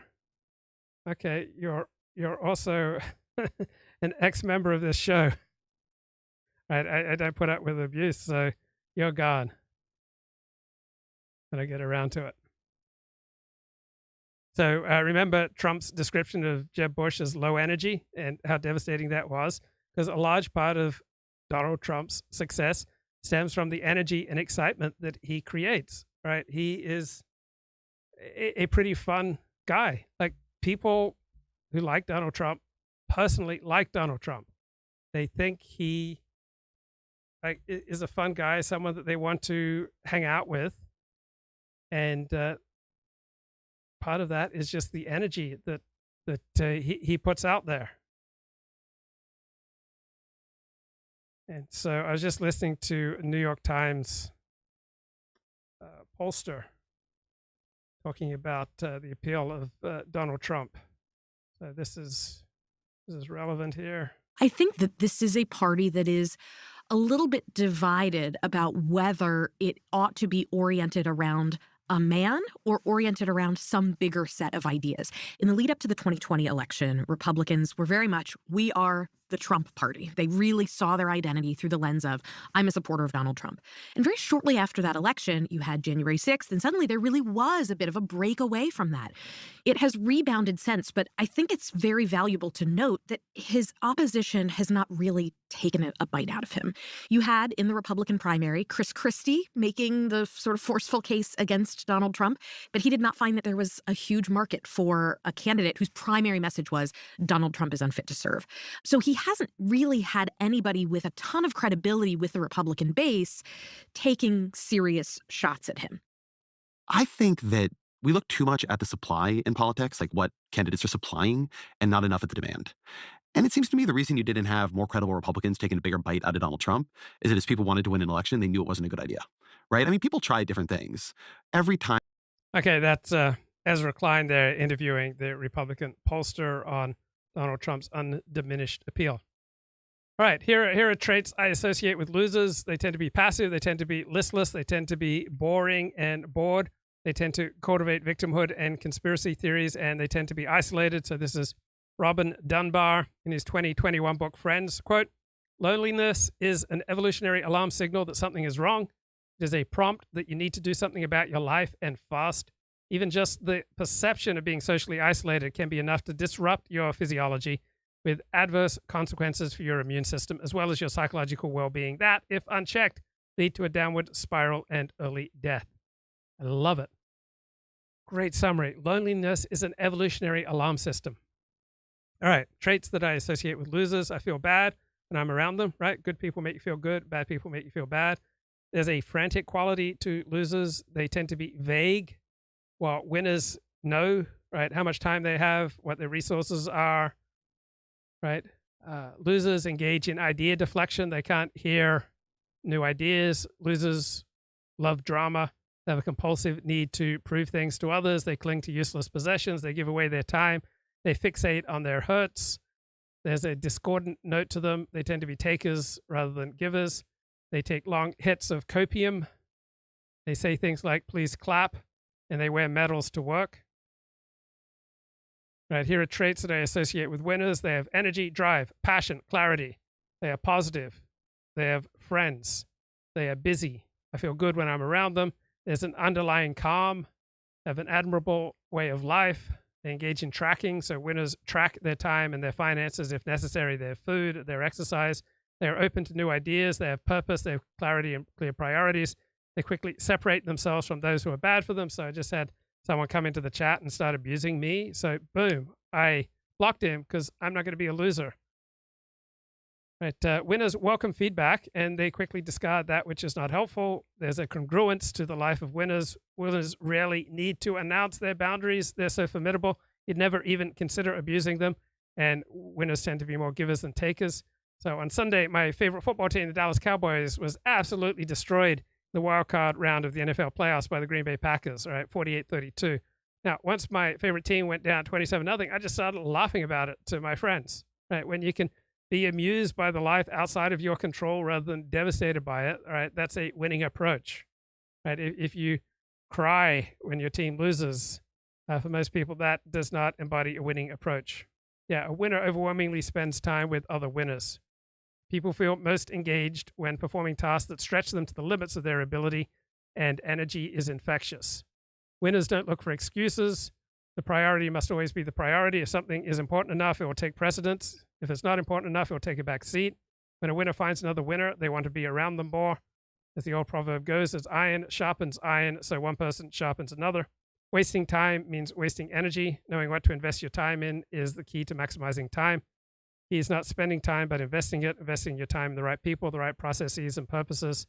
And feedback is the breakfast of champions. Winners welcome feedback and know how to distinguish the feedback that is useful from that which is abusive. Winners get in the game.